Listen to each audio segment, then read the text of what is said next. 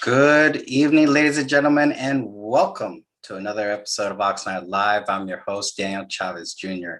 While I am super excited to be able to have our guest tonight, it's alumni coming back to the show and then some new faces.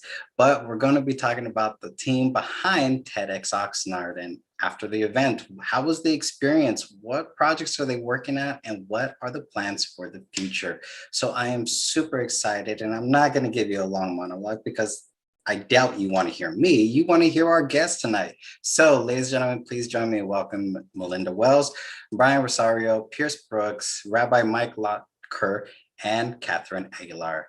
Thank you all for joining me this evening. I really, really appreciate it. Okay, so we'll start off with the experience. The TEDx event was really, really powerful. Like I was sharing just a moment ago, that those stories that you were speaking about were just so powerful and so easily relatable. There was a couple of times that I did shed a couple of tears. I am not ashamed to say that because a couple of them actually hit me pretty hard because it was just that relatable to my own personal life. So I want to start with Melinda. Your story, man, when you were talking, the passion in your talk and then the topic of your talk was absolutely amazing and so relatable for me, because the question that I always have is like, why are you like that? And let's talk about your experience, because was actually your very first TEDx opportunity to speak. So tell us, one, a little bit about your talk and then the experience for you. Absolutely. So my talk was about resisting change. And I really looked at it from the perspective of everything that I've gone through in my life. And as you mentioned, Daniel, why do we do the things we do? Resistance for some time has been misunderstood by society. We think it is a vehicle that pushes us back, but it actually is a mechanism that pulls us forward.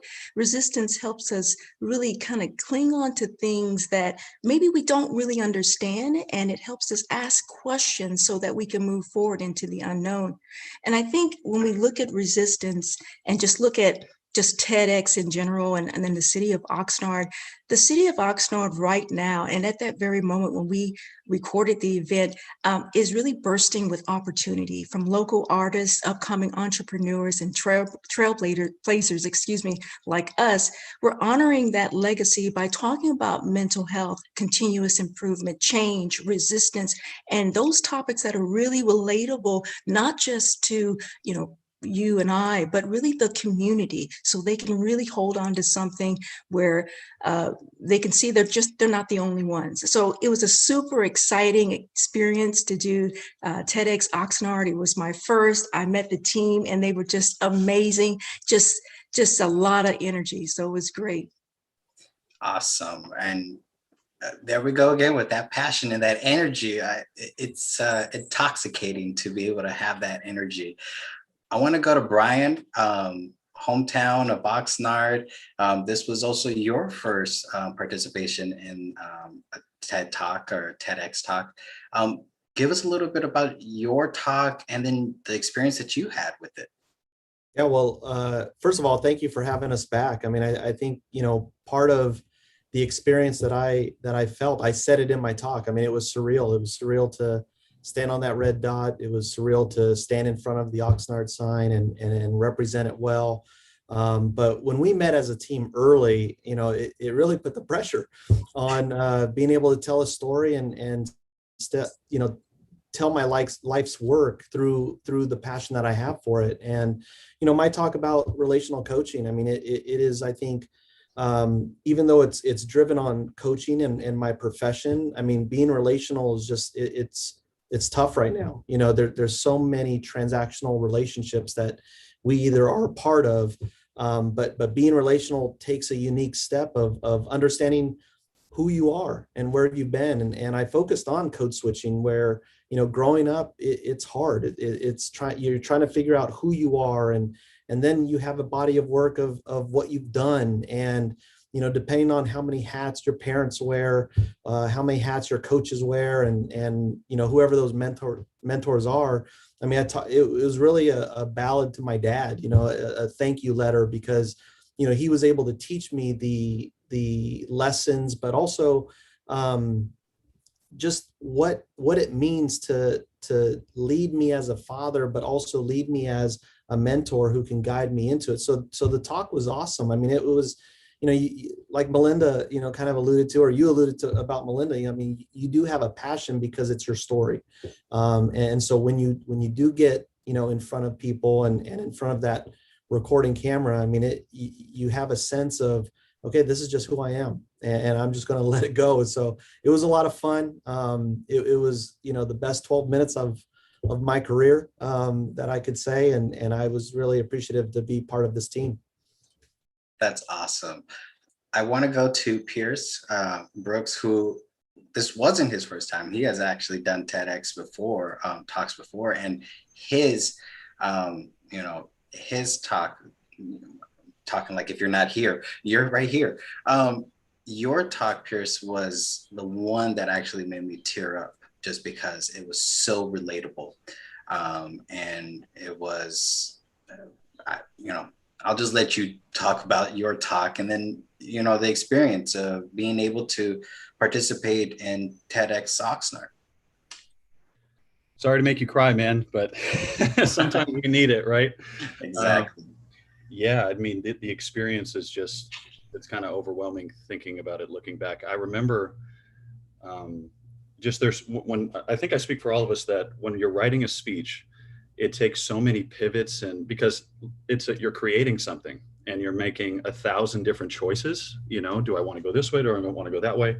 And I remember when I was writing it, after I was done, I listened back to it. I did like an audio recording, and that's when it hit me. I was like, am I actually going to say this? I mean, I got kind of second thoughts. Do I really want to go out and go on stage and really speak about this? So I remember that was like a key moment. So just like it made you cry, it made me cry several times. So you're not alone. But yeah, it was just a beautiful experience getting to know the team, working with the team. We were all very much a part of it. That's why we're very grateful to Patrick Allison, who allowed us the opportunity to really be a team and really all be organizers in ourselves. But as far as like how it compares to from this TEDx to the last one, I mean, the last one, the world was open, there was a crowd, it was about 100+ people. This time, not many people, social distance, so very, very different circumstances. But in a way, I think we felt more connected to the crew and each other than ever. So it was a beautiful experience. Awesome. And again, I'm not ashamed to say that I shed a few tears, because it was just such a very, very powerful story. I want to go to Rabbi Mike Lotker, and I apologize if I said your last name incorrectly. This was also your first opportunity at TEDx Oxnard. So share a little bit about your talk and then the experience for you. You're on mute, sir. I've spent a lot of time public speaking. I had a first career as a physicist, and I was an entrepreneur developing wind power and solar energy, geothermal energy, and spoke to lots of groups then. And then, of course, becoming a rabbi, we speak all the time. Some people will say their greatest fear in life is speaking in front of a group. My greatest fear in life is not having a group to speak in front of. So I've done a lot of talking, but I've never had quite the experience of TEDx. And over the last year, I've spent a lot of time in front of a Zoom camera, and I've been doing a tremendous amount of teaching online, and have really enjoyed that. But the level of professionalism with the Zoom crew was really fun. And I got a particular kick out of, we use this giant green screen. So I had my PowerPoint behind me, and I was kind of like the weather person on TV, pointing to different aspects, even though it was on a green screen. So that was brand new, and I found particularly enjoyable. When Patrick first approached me about the subject of code switching, I thought about the switching in my own life from being a physicist to being a rabbi. And, a standard line that I use is that God speaks two languages, calculus and Hebrew. And I've been privileged to study both. And so my talk really focused on how interpreting, in this case, of course, religious texts, can be so crucial. I think the title was something like How Translation Changed History. So how we read the Bible in Hebrew, in Greek, in English, makes a very big difference on what we get out of it. So my talk was just kind of chock full of examples of that, how translation really changed the history of the world. Yeah, I think that's always my biggest fear too, of not having people to speak in front of. So I share that same fear with you.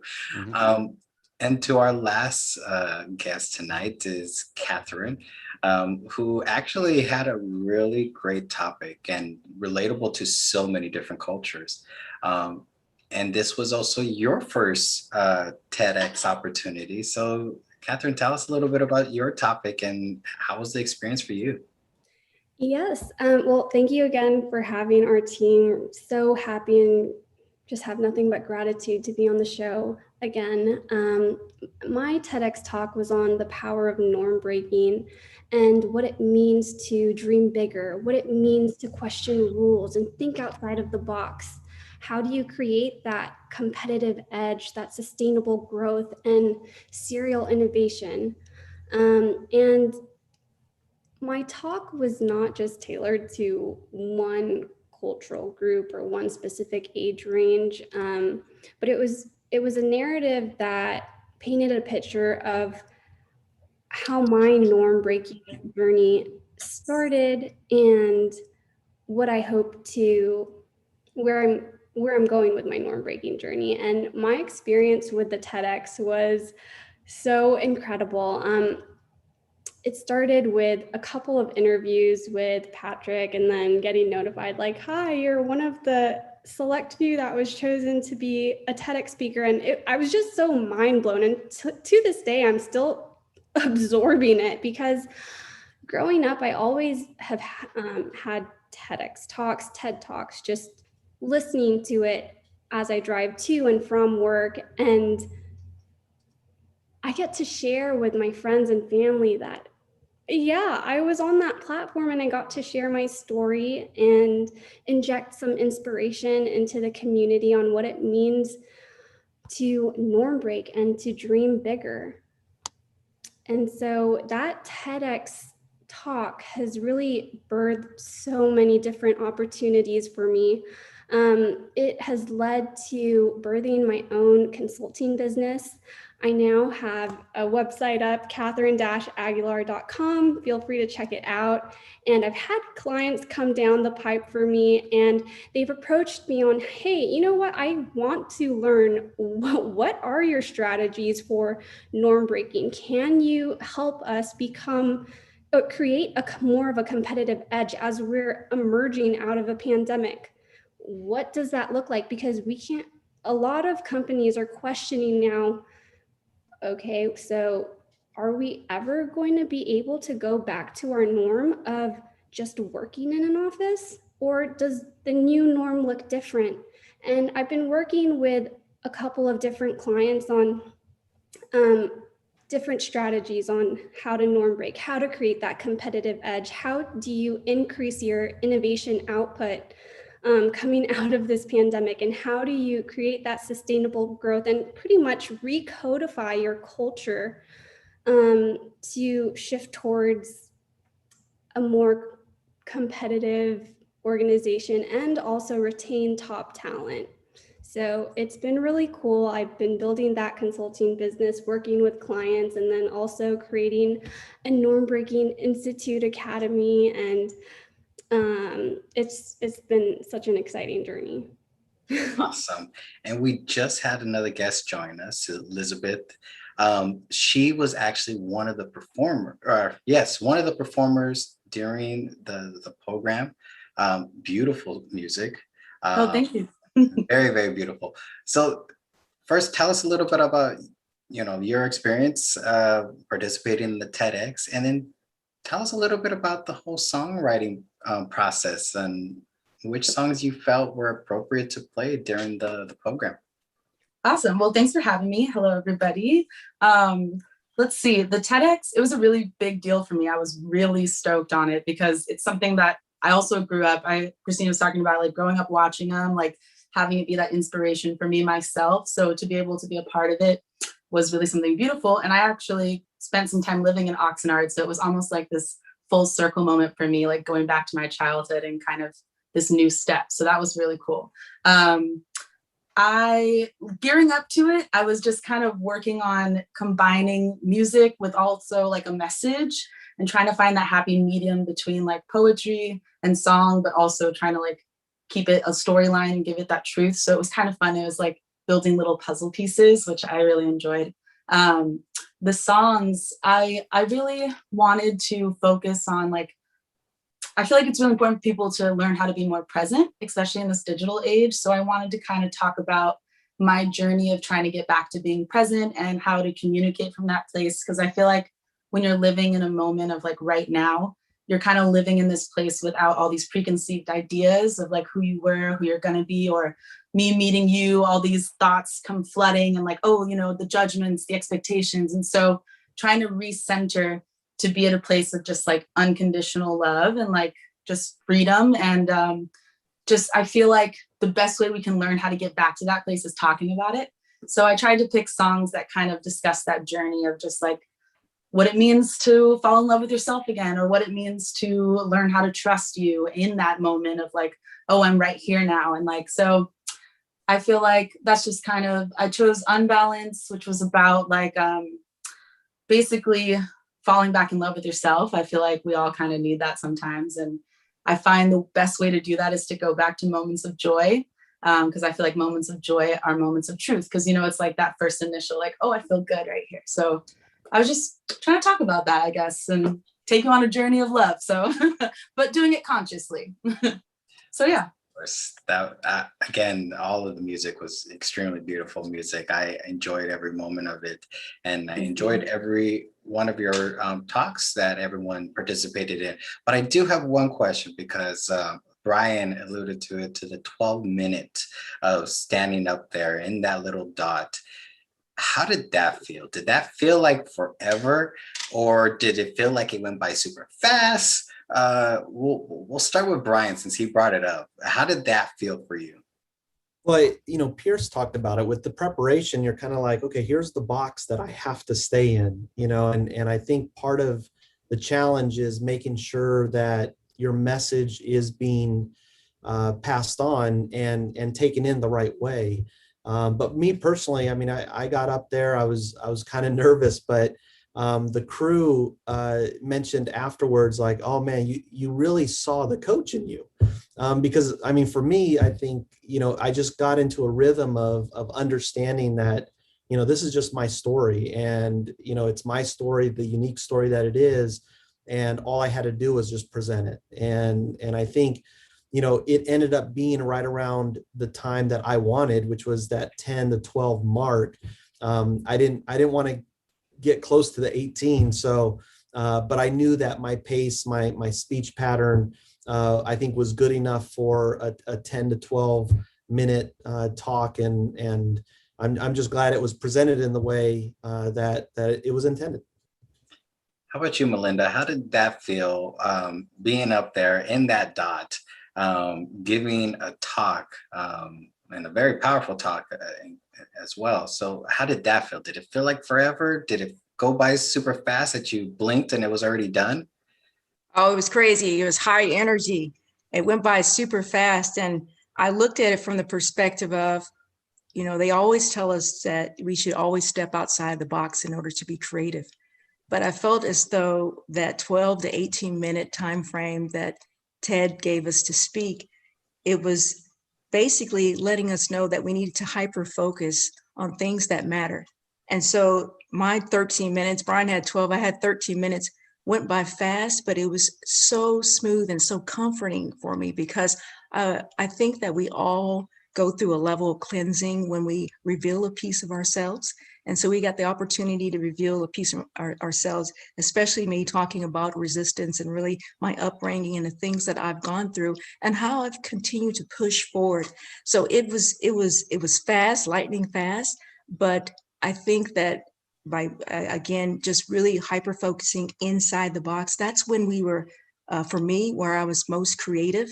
I was focused on the content. I was able to just really bring things forward that I hadn't thought of. And some of that stuff was ad-lib, believe it or not. So I just somehow ended at 13 minutes on the dot. I wish it was maybe 13 minutes and 5 seconds, but it was 13 minutes on the dot. Wow, that's pretty amazing. And you would never have known that it was ad-lib because it came out so like perfect. Catherine, I want to ask, how did you feel? Because if I remember correctly, it was you and Pierce's time that was a little bit longer than everybody else's. How did it feel for you being up there on that dot? Yeah, so mine came out to, I think, about 16 and a half minutes. And because when I was drafting my speech, it was quite lengthy. And when I practiced it over and over and over again, I would consistently hit that mark. I knew that this isn't going to be like a 1 week memorization thing. And with the lights and the camera and the audience, I would have to be able to give the speech with so many distractions going on. So the way that I was training myself in preparation leading up to our TEDx talk, I would be doing chores, drive, I would be running, I would be cleaning my house, reciting my speech. So the day of the TEDx talk, it wasn't too much of a challenge for me because I was so used to all the distractions going around, and it was more exciting for me because it was a story that I was very excited to share with the world and to share on this platform and to do it through the TEDx Oxnard community. So more exciting than scary for me. Rabbi Mike, how did it feel for you being up there speaking? You know, your talk was on two very specific things, physics and the Hebrew language. How did that feel for you in that time frame? I know you're just like me. We love to talk. So did the time go by fast, or did it feel like you had to take your time and slow down? So my experience was very different because I've spoken on this subject many times, and usually in a much longer time with more content. So the first trick was to kind of pare things down a bit. The only time I panicked was when Patrick started talking about a script, because I never write out my talks. I have, typically some items up on a screen, and then I talk about them. It would be horrible for me to actually sit and write out a speech. I think the last time, maybe the only time I wrote out a speech, was I had 2 minutes to give an opening invocation before the House of Representatives a few years ago. And there, the chaplain of the House definitely needed the text, and there was no ad-libbing to take place. So I didn't write it down.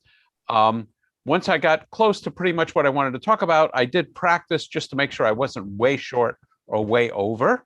And I think it turned out to be right. I really don't know how long it took. But the weird thing for me was having no audience. Other than crew and my colleagues who join us here this afternoon. Usually I'm either live with a significant audience, or even on a Zoom screen, I can see lots of folks on my screen. But really here I was just talking to the camera. And that took a little bit of discipline, and it was also kind of fun mixing the green screen images in with talking to the camera. So that was very different. And I would say, again, I, like some of my friends here, I was much more excited than nervous. That's awesome. And, that's another thing that we share. I never write any of my speeches. Anytime that when I have to go address any legislative bodies or give a speech to communities, I never write it down. And the one time that I did write something down Oh man, I butchered it so much that people are like, have you ever thought about Toastmasters to go and learn how to speak? So I was like, well, I know how to speak. I just not used to following a script. So um, I've even had times when people wanted text of my sermons, and I would write out a text, but then to actually give the sermon, I would reduce it to bullet points because I didn't want to get stuck in reading, and I don't have the patience or brain power to memorize. So I'm with you. great. Pierce, again, this is not your first time on the stage. How did that feel? You know, you're kind of the veteran, the one that everyone's looking to for advice on what to expect standing up there, what to expect in the time frames. And as mentioned already, yours and Catherine were one of the longest ones. How was it for you? Did the time feel like it dragged on, or was it very quick? Yeah, I don't know if people looked at me for advice, but for me, I was just trying to be present, and fortunately, that's how I felt. Because contrary to some of the other speakers, I actually do write my speeches, and so for me, I view it's getting it from my head to my heart. I don't want to be in my head while I'm speaking. I want to know it so well that I get, I really know the essence and the emotions and all that stuff. So fortunately, I was able to get there and be comfortable on the dot. The only part that's really nerve-wracking for me is everything beforehand. And like, don't get much sleep. I probably slept like 3 hours. I overload on coffee. I'm overthinking, like, do I eat? I don't want to have sugar because I don't want my mouth to be dry. These are the things that are worrying me, not on stage. It's similar to sports. Once the ball is tipped up, then everything's good. Awesome. Elizabeth, I want to ask you a question. Was the TEDx your first like live performance, or have you performed before prior to the TEDx? Yeah, I definitely like did a lot of live music performing, but I've never combined like the speaking with the performing. So that was new territory for me. Awesome. I want to start going into what have you all been doing after the TEDx event? And Elizabeth, we'll start with you. After the TEDx, what was the experience? What were the steps that you took afterwards to keep your connection with the community or keep your connection with the team? Well, I feel like it really kind of got me going back with social media again. During quarantine, I kind of felt like a little in decline of wanting to turn to social media just because it was so much, overload. So it got me excited because I had something to share that I felt passionate about. So I felt like I was able to turn back to that and kind of just talk to people more about how they felt about it, talk to people on Instagram and different apps and get their opinions. And yeah, it started a lot of cool conversations online. So now, do you have music out like Spotify or CDs, or does anybody CDs anymore? Is that still a thing? Or I don't know. Going back to tapes, no. Everyone's actually going back to vinyl now, which is kind of funny. But I'm actually working on my album right now, so in the works. Awesome, it's great to hear. Melinda, what has been your experience after TEDx, and what projects are you currently working on? Well, my experience after TEDx has been absolutely amazing. Gotten a lot of feedback from people I didn't know, via social media, which has been quite wonderful. I don't know if you know, but I own 5 companies. So I have an apparel a company, a nonprofit, and a couple of for-profits, as well as a production company. So I stay relatively busy. But I think it's interesting. I made a point earlier about, really us connecting with the local artists, the upcoming entrepreneurs, and various trailblazers within the Oxnard community, and really paying homage and honoring the legacy of its establishment in 1903. And so I've been really trying to work very closely with the City of Commerce and really trying to figure out how can I drive more business down into the Oxnard community.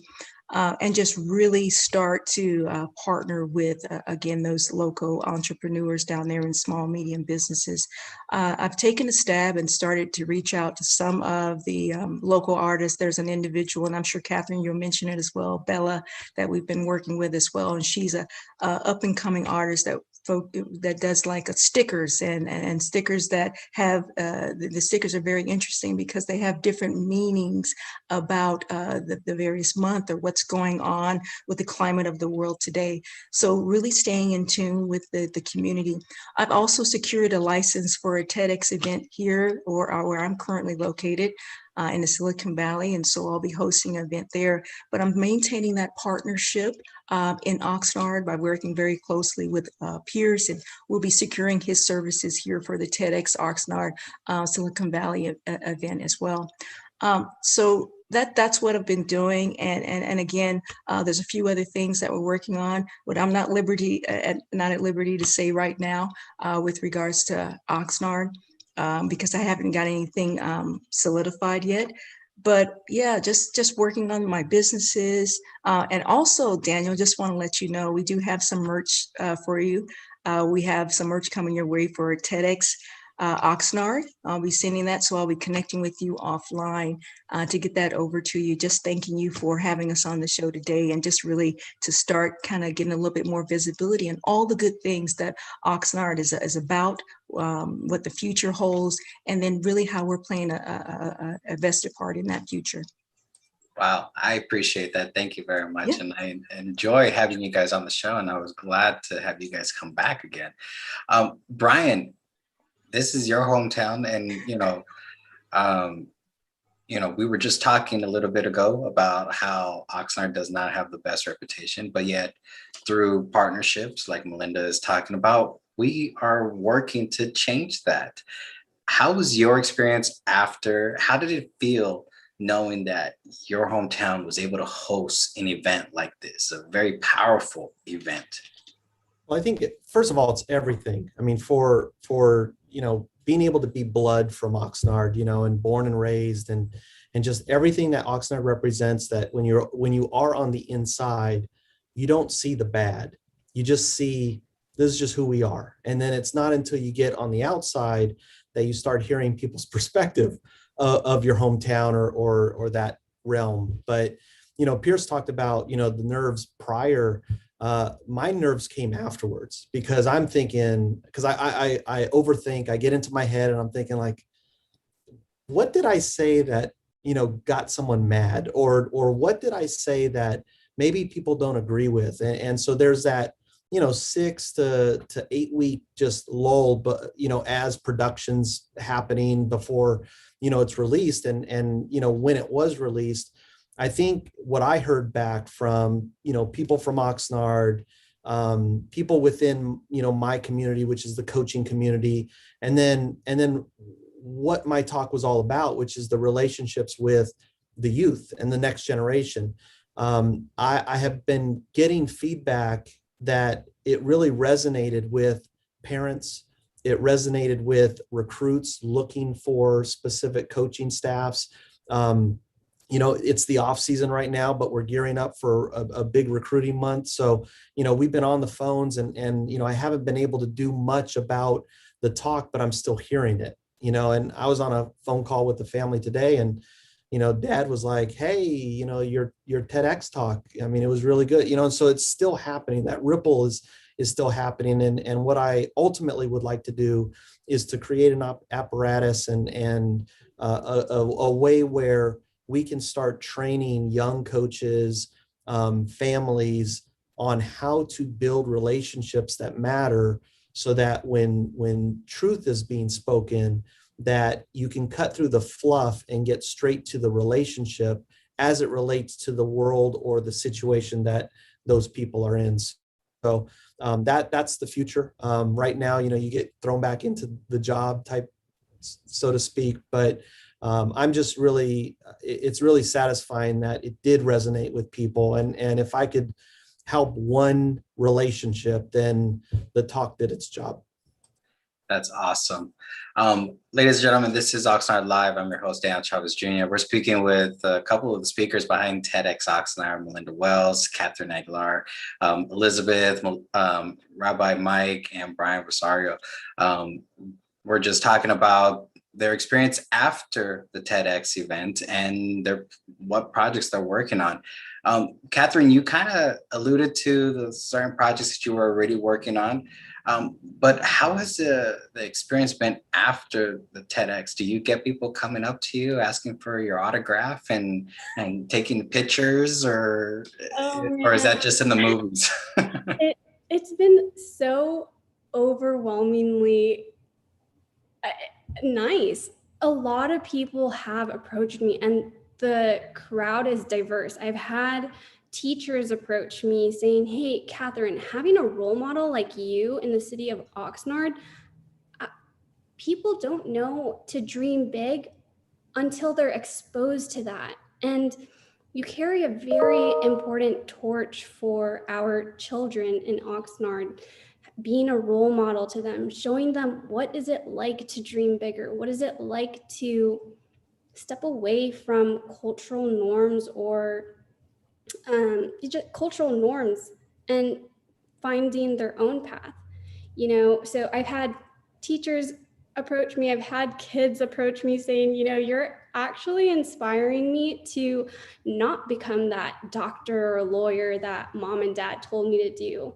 What if I had a dual career where I do the 9 to 5, but what if success is actually, fine, having that corporate job, but also balancing it with my side passion of photography or acting, singing, dancing.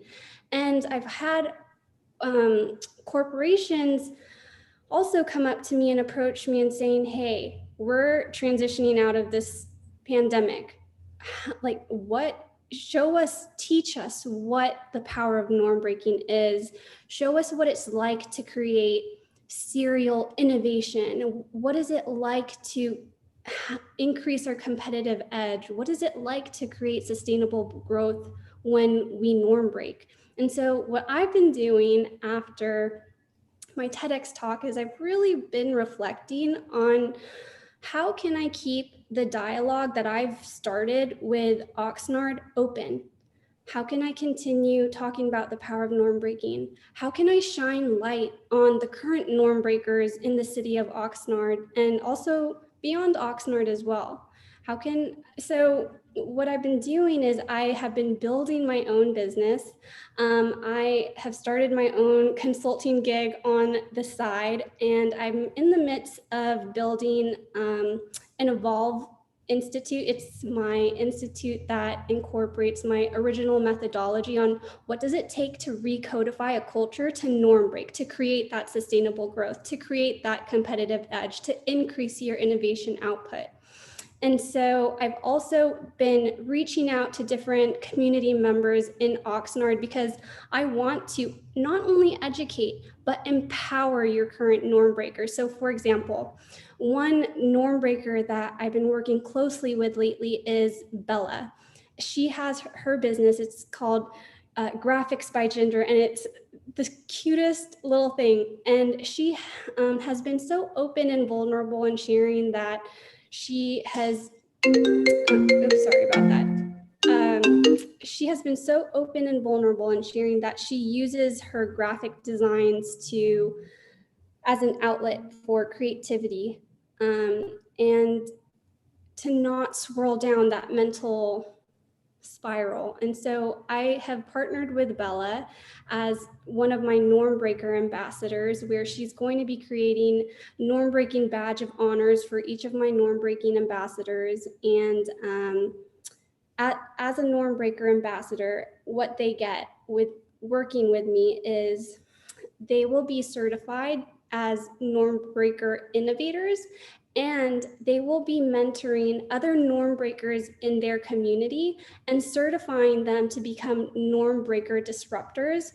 And then they're going to also be featured on my website and Instagram on who they are, what they're doing to break norms, and what their future goals and aspirations are as norm breaker ambassadors. And so I really want to continue giving back to the community. And as I create this norm breaking academy, Evolve Institute, to certify folks, we do charge for that certification and training, but I want to give back to the city of Oxnard and select 10 folks who want to get certified. And so if folks are interested in getting certified as a norm breaker, feel free to reach out to me, and I can be contacted on my website, catherine-aguilar.com. So that's what I've been up to. It's been so busy. Wow, your schedule probably just as or almost as busy as Melinda's schedule. Busy, but that's great work. Absolutely amazing work. Rabbi, I'm pretty sure you're still continuing with the talks. Yes. So that hasn't changed, but have people come up to you and be like, hey, I saw your TED Talk, and can I get a picture? Can I get an autograph? Well, it's funny you mentioned that. One or two of us haven't actually had our TED Talks published yet, and I'm one of them. But I have been doing a tremendous amount of teaching. One of my jobs, part-time job, is to be the community rabbi for the Federation, the Jewish Federation of Ventura County. And most of that, particularly in the last year, is teaching. And because they support me, I don't need to charge for my teaching. So I have a website too. In fact, one of the things I found was very frightening is how easy it is to set up a website. And people go on the internet and think they found a source of truth. It's scary how easy it is. But I have a website, which is just my last name, Lotker.com.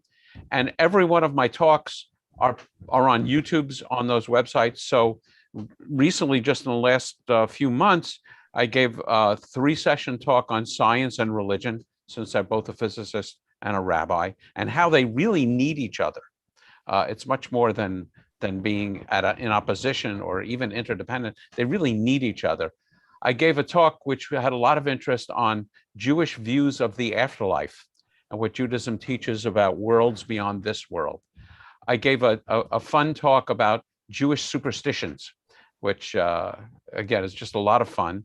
And then I'm just signing up people right now for a talk on Kabbalah, which is Jewish mysticism. Actually, not a talk, but a series of 3 classes.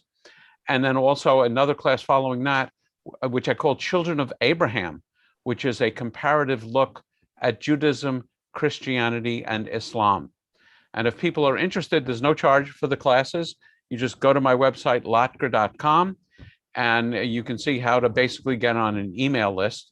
And I have people from all over the country, and even some of my friends. I led services in Guatemala City a couple of years ago, so I even have some people joining from Guatemala City.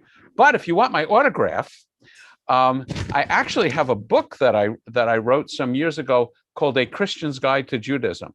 And on my website, you can buy one of them autographed. But truth in finance requires me to tell you that if you want a truly rare copy of my book, you should find one that's not autographed, because I just love to sign the book and hand them out. So I'm just having, it strikes me, compared to my friends on this call, I am really at the end of my career, and I'm entering a new phase where fortunately I've done well enough in my career in the past so that I don't need to be focused on the financial end, and I can do just what I love doing. And, sometimes I tell people that hire me to come to speak, that I'm very flexible on my fees. And truth be told, I'll pay you to let me come and speak, just because I love doing it so much. Well, good to know. Thank you for that, Rabbi. Wow, man, we can continue this conversation for another 20, 30 minutes. But I want to, as we begin to start wrapping it up, I want to find out what is next for TEDx Oxnard. Are there more programming coming? Was it a one-time deal? Melinda, you want to take a jab at that first? Oh, I thought you were going to call Brian, homie. He's next. So Brian, he's next. Prepared. Brian, get ready. So unfortunately, Patrick is unable to join us today, and certainly he would have some insight into that. However, I hope it's not the last one. I mean, there was just so much energy created from, the one we just had. So I hope it's not. And so we're going to do everything. Well, I speak for myself, and I hope I share that, I carry the spirit of the team, is that we're going to do everything that we possibly can to keep this momentum going. So whether that's having another TEDx Oxnard event, whether that's, doing some local speaking, some motivation in that area, speaking to our youth or our young entrepreneurs, really getting that message out there and helping people understand that their story that they have, it is a story of many. It's a story that carries a journey. It carries a voice. And to see people like us help them see that it's okay to go through those hiccups, those bumps, and those twists and turns in your journey. It's all good, and it makes them feel that I can do it too, and it helps them discover the power within themselves. So I hope it's not the last one. And you know what, Daniel, if we need to get back on another podcast or whatever it is to really talk about the things that are happening next, then let's do it. So that's really what my thoughts are. Awesome. And I share those same sentiments, that I hope that it's not the last one, because what I believe honestly has occurred is that every speaker and artist that has participated in TEDx Oxnard is bringing something and contributing more to our community, which is powerful. We're giving individuals an outlet, encouraging their dreams, their passions, and as Catherine mentioned, breaking those norms, especially right now coming out of COVID. California just reopened back on the 15th, and now people are trying to figure out, what is the new norm?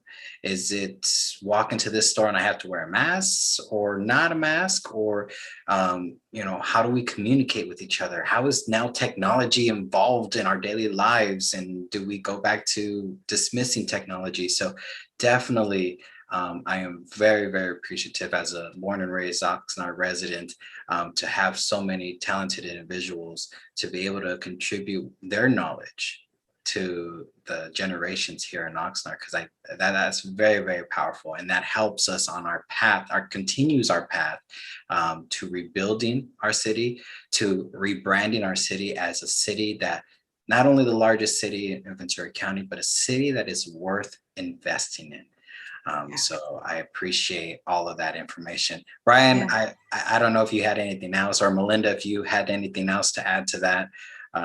Just one last thing. I think I just want to just piggyback on what you said. I think we've created a surge within the city, right?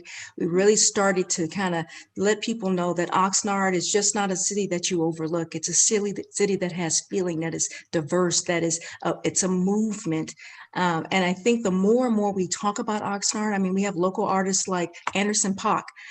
We have ourselves here as well. But the more and more we talk about Oxnard, it becomes as Catherine alluded to, a norm, something that's familiar to us, right? Because right now, a lot of people are resisting it, the idea of Oxnard, because it has some bad blood. The reason why we resist is because it's the unknown. We have questions. And once we answer those questions, it's easier to move forward into the new normal. Awesome. Brian? Yeah, there needs to be another TEDx Oxnard. And I think we've all committed to being TEDx Oxnard alumni, where we could help recruit, help train, but also just be there for support for future speakers. And I think part of why it's important is Oxnard's a unique spot. I mean, you alluded to it with it being the most populous city in Ventura County. We have a very strong Chamber of Commerce. We have a very strong, diverse education system with private and public schools. We have residents. We have agriculture. We have a military base that's two of them is just south. And so I think what's important is ensuring that, part of the aspect that I talked about is culture versus culture, and why culture should not be stagnant. Culture is always a moving thing, because people change, residents change, leaders change. And so whether you have aspirations to run for political office or graduate from high school and be the first in your family, those stories need to be told. TEDx Oxnard is just the stage. And I think what our event proved is the talent that Oxnard can attract to speak on Oxnard, to speak on the theme, also shows weight that Oxnard can hold a performance, but also an event at the caliber that we did. So, I mean, it is my intention, and to take Melinda's term, I mean, I think it's the spirit of the group that the reason why we are on with you, Daniel, is the fact that we are so passionate about our experience with the event that we want to see multiple events and the events to be sustainable for the city of Oxnard. Awesome. I love it. Love it all. Let's go ahead and go into final comments. We'll start with Elizabeth. Final comments. My final comment is I'm so happy to be a part of this. Thank you guys. And like I said, my first home was in Oxnard, so it really was a cool moment to come full circle. And I hope to go back, and now that the world's opening up, and find some cool venues and find new young artists to inspire and talk to, and, you know, just work with people there. So looking forward to it. Awesome. Thank you for joining us. Catherine, Thanks. final comments. I'm really looking forward to continuing the dialogue that I've opened with the community on what it means to norm break. And I'm looking forward to educating folks and shining light on the norm breakers in your community. So feel free to reach out to me if you want to become a certified norm breaker, or if you're interested in becoming a norm breaker ambassador. Website is Catherine-Aguilar.com. Awesome. Thank you again for joining us and coming back on the show. Rabbi Mike, final comments. I want to pick up on something that you mentioned in terms of our coming out. I see it as a blossoming in a richer way. One of the things that has happened in the last year is people have learned how to use technology. When I started leading services, over a year ago, I had sweet elderly people who I worked with to try and get online and try and get their camera working. And I went over their house in frustration and realized their computer didn't have a camera. And they just couldn't figure out Zoom.